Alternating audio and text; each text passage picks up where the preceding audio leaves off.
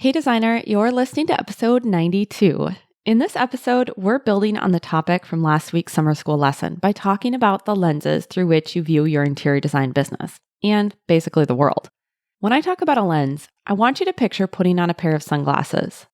The lenses in the frame, those are going to impact how you see everything when you're looking out through those sunglasses. My mom bought me these really fun white Gooder sunglasses for Christmas, and they have a pink lens in them. When I'm at the cabin, this is when I often wear them, I put on those particular pair of sunglasses and everything somehow looks brighter and more vibrant without the sun being harsh on my eyes. If I compare this to the Ray-Ban sunglasses I tend to wear when I'm driving, those lenses still cut the brightness, but everything I see out of those frames looks a bit more shaded. There's a different tonality to it. Both pairs of sunglasses are used for the same purpose, to make the sunshine not so harsh on my eyes. But the experience of what I view through each of those different pairs of sunglasses, through those lenses, is very different. Your mindset, or the beliefs you have, do the exact same thing as a pair of lenses in your sunglasses. If you're looking through a belief lens that says something's hard and you can't figure it out, you're less likely to see or be open to solutions. You're more likely to put yourself in that rock and a hard place like we talked about last week. If you're looking through a belief lens, believing that you aren't deserving of your success or that you're never doing enough to move towards your goal, that's what you're going to see. The lens, or your belief system, actually means you're going to be collecting evidence and looking for ways to reinforce that belief. In last week's summer school episode, we talked about how giving yourself two undesirable options, putting yourself between a rock and a hard place, is really a mental habit, just like the lens through which you see yourself or interact with others, your business, and even your goals. That's why this week I wanted to re-air the episode on changing your business lens. Changing your mindset will absolutely change the results you're capable of creating. And also, it's definitely going to improve the way you experience your day and how much joy and fulfillment you can create from shifting the beliefs that are coloring your experience of your business and yourself, your clients, your projects, everything. As you listen to this episode, apply the summer school lesson from last week and see where you're in that mental habit that is becoming a lens or has maybe already become a lens of putting yourself in positions where it doesn't seem like there's any good solutions, and practice that cognitive flexibility where we begin to see there's infinite solutions. Notice when you're putting on a pair of sunglasses or lenses that impact you in a way that isn't serving you or makes you feel bad, or makes you interpret or perceive circumstances in a way that is not going to help you move forward. And once you have that awareness, try on what it's like to know that everything is a lens. Those belief systems we have, they can be changed, just like you can swap out those sunglasses anytime you want or anytime it would be useful. I really hope you enjoy revisiting this topic. I'll be back next week with a brand new episode of CEO Summer School. If you aren't already signed up, head over to desiid.com/summer school, enter your email, and you can get started right away. And if you have signed up and are loving this series, be sure to send the link to your design friends because it'll give you more opportunities to have these conversations and dig into the topics for more insights and more integration of the lessons. I'll talk to you next Wednesday. Welcome to the Interior Design Business CEO, the only show for designers who are ready to confidently run and grow their businesses without the stress and anxiety. If you're ready to develop a bigger vision for your interior design business, free up your time, and streamline your days for productivity and profit, you're in the right place. I'm Desi Cresswell, an award-winning interior designer and certified life and business coach.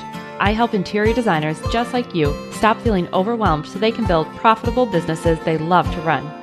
Are you ready to confidently lead your business, clients, and projects? Let's go. Today, what I want to talk about is this concept called lenses, or another way you could look at that is belief systems that are impacting the actions you do or don't take, which then directly impacts your results and how you experience your business and your clients and pretty much everything you interact with, even yourself. When I'm talking about lenses, I want you to picture an actual pair of lenses in a glasses.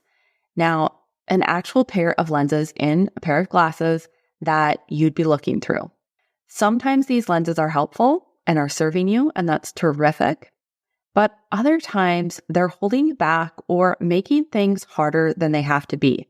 And often you don't even realize that you could just remove the lens. This is exactly what we're going to be talking about today, is identifying what lenses you're possibly wearing and then decide whether or not you want to switch them out because it's optional. Because that is completely a choice available to you, and I want to make sure that that is abundantly clear by the end of this episode. Before we dive in, I want to ask a favor of you. If you've been loving the show, which I've been hearing from so many of you, could you please take a moment to rate and review the show? This means so much to me. It's so encouraging to hear what you're loving about the show, and it's also how other designers can find the podcast. It really makes a difference if you leave a rating and review in how readily the show appears in someone's searches. It really only takes a minute. All you have to do is scroll down in your podcast app, tap the 5 stars, and then leave me a quick review. Just a couple of sentences will do. You could tell me what you're loving, what you're looking forward to, or why another designer should definitely tune in. Let's get started with talking about those lenses. The reason that I wanted to bring this to the podcast today is often I'll see a problem or a certain situation that a client will keep bumping up against. And it's likely then because of a lens that they're looking through and they haven't realized it's a lens and they haven't actively switched the lens out. As I said before, I want you to really picture putting on a pair of glasses, slipping them on over your ears, the bridge of the nose, and there are lenses in the glasses that you are looking through. These lenses impact the way that you see the world.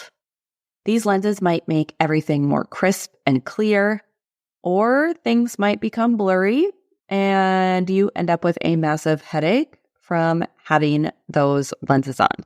Whether or not you actually wear glasses, you are viewing your world, your business, your clients, your employees, everything, even yourself, through a lens. And whatever lens you're looking through will directly impact your feelings, actions, and results. This is the self-coaching model that I teach my clients. And if you want to hear more about that, check out episode 3. The reason why this concept of lenses is so powerful is because of what's actually happening in your brain because of something called the reticular activating system, or the RAS. Now, we're going to briefly nerd out so you understand what's going on behind the scenes with that complex brain of yours. We have so much input to sort through at any given moment. I think we can all agree on that. And so the brain has developed a way to organize information so that you don't overload and have a meltdown. Although sometimes that still happens, right? But the reticular activating system, the RAS, helps with this. Essentially, the RAS is a bundle of nerves at your brainstem that filters out unnecessary information so the important stuff gets through and the rest gets kind of filtered out. A great example of this in action is when you're in a noisy crowd and someone yells your name, how it catches your attention. Your brain knows that your name is an important piece of information, and so it's on the lookout for it. Another example of this is when you get a new car that you think many people don't really drive. And yet, once you buy the car, now you see the car everywhere. The RAS is happening automatically without you noticing, which can be very handy, unless you're filtering for information or evidence that's holding you back. It's really important to know that the RAS is going to seek information that validates your current belief or your current lens. For example, if you think you're bad at public speaking, the RAS will seek information to validate this belief. It's going to be very likely to notice when you stumbled a bit on your words at a committee meeting at school, and then it will completely dismiss the many times you confidently shared your viewpoint somewhere else. The RAS filters what you see through what I'm calling lenses, which in turn influences your actions and results. Another key piece here to remember is that while the RAS is running automatically, with awareness and attention, you get to decide what it pays attention to and what it deems important. This is where coaching comes in. Some of these lenses that we have are working great for you, and some are not. We need to know which are working and which are not. Lenses are going to show up everywhere, and I want to give you some examples of what lenses could look like so you can start to identify what you're looking through and what your RAS is looking for. A big one I want you to think about is, do you have a lens that things are going well or working for you in your business? Or are you looking through a fixing lens where it's highlighting everything that needs to be fixed or isn't measuring up?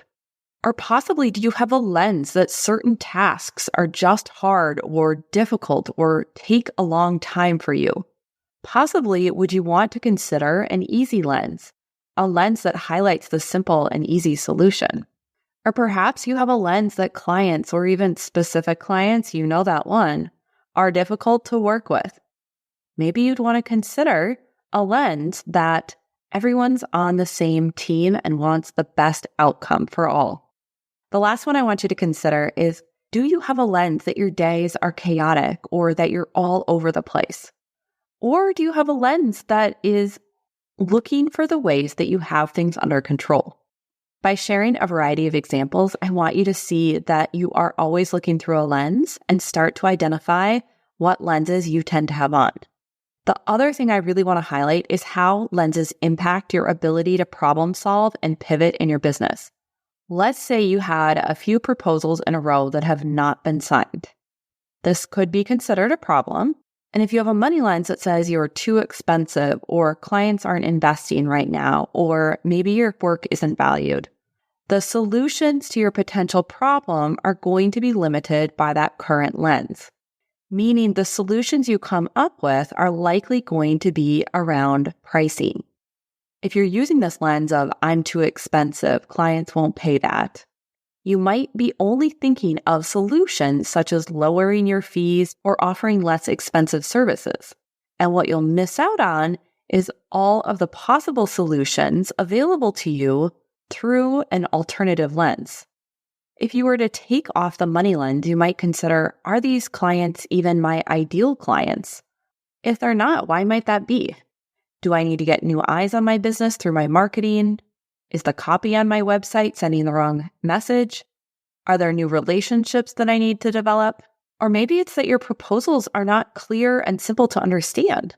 Maybe they're too complicated, or maybe you're leaving clients to sort through all the numbers and fine print on their own versus guiding them through the process.